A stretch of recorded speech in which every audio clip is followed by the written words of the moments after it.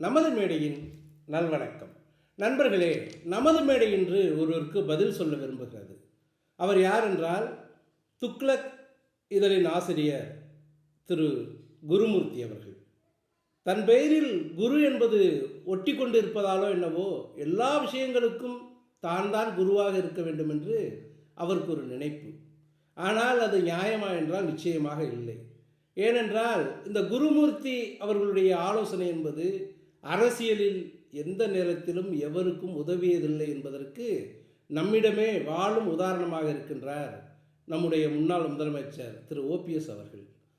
இவர் மட்டும் அவரை தவறாக வழிநடத்தவில்லை என்றால் நிச்சயமாக அவர் அதிமுகவில் இன்று முக்கியமான இடத்தில் தொடர்ந்து இருந்து கொண்டுதான் இருந்திருப்பார்.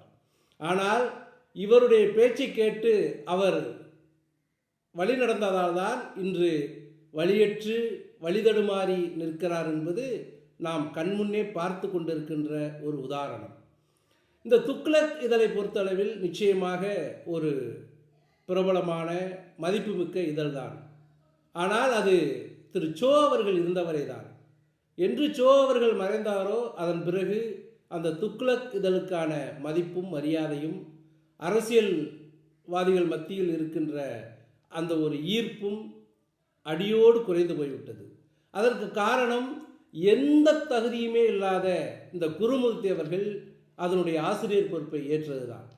ஏனென்றால் குருமூர்த்தி அவர்களுக்கு எந்த வார்த்தையை எங்கே பயன்படுத்த வேண்டும் என்பது கூட தெரியாது.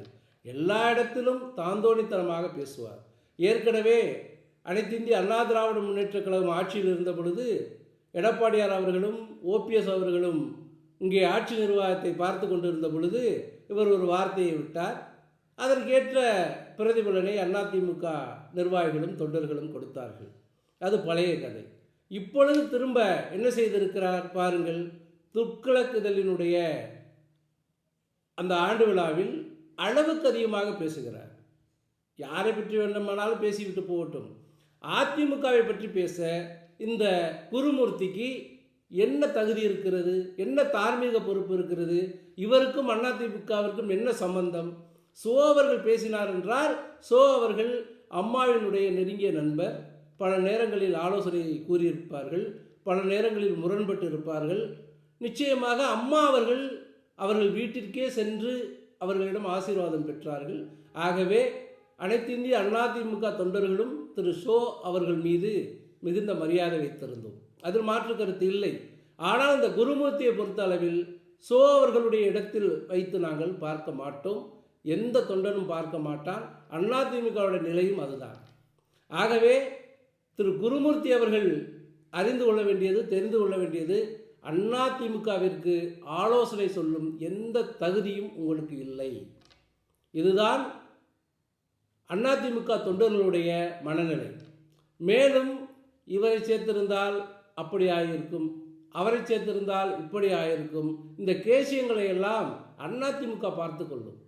அதிமுக என்பது தமிழ்நாட்டில் இருக்கின்ற கட்சிகளிலேயே அதிக முறை ஆட்சியில் இருந்த கட்சி அதிமுக என்பது வரலாறு.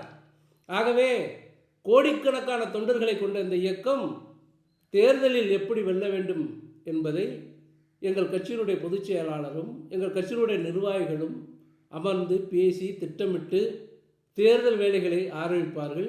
நிச்சயமாக 2026 அனைத்து இந்திய அண்ணா திராவிட முன்னேற்ற கழகம் ஆட்சி பொறுப்பை ஏற்கும். அது வேறு கதை.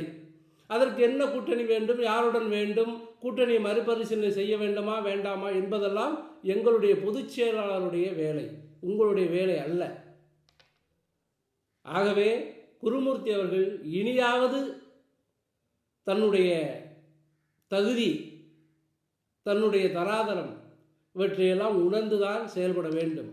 தனிப்பட்ட குருமூர்த்திக்கு இவையெல்லாம் இருக்கிறதா இல்லையா என்பது நமது கவலை அல்ல. ஆனால் நிச்சயமாக துக்ளக் இதழுக்கும் திரு சோ அவர்களுக்கும் அரசியலிலே ஒரு தகுதியும் ஒரு தராதரமும் இருக்கிறது, இருந்தது, இருக்கும். அதை யாரும் மாற்ற முடியாது. ஆனால் குருமூர்த்தி அவர்கள் அவற்றையெல்லாம் கெடுப்பது போல அதிமுகவிற்கு ஆலோசனை சொல்கிறேன் என்ற பெயரில் இதையெல்லாம் கெடுத்து கொள்ள வேண்டாம் என்பதுதான் நமது வேண்டுகோள். மொத்தத்தில் இங்கே அனைத்து இந்திய அண்ணா திராவிட முன்னேற்ற கழக தொண்டர்கள் சார்பாக நாம் சொல்ல விரும்புவது, மிஸ்டர் கூனா மூனா அதிமுகவிற்கு தேவையில்லை உங்கள் ஆனா கூனா. யாரும் தவறாக நினைக்க வேண்டாம். மிஸ்டர் குருமூர்த்தி, அதிமுகவிற்கு தேவையில்லை உங்கள் அறிவு கூர்மை. இதைத்தான் நமது மேடை சொல்கிறது. ஆகவே இனியாவது குருமூர்த்தி வாயை மூடிக்கொண்டு அவர் வேலையை பார்க்க வேண்டும் என்ற வேண்டுகோளையும் வைக்கின்றது. நன்றி, வணக்கம்.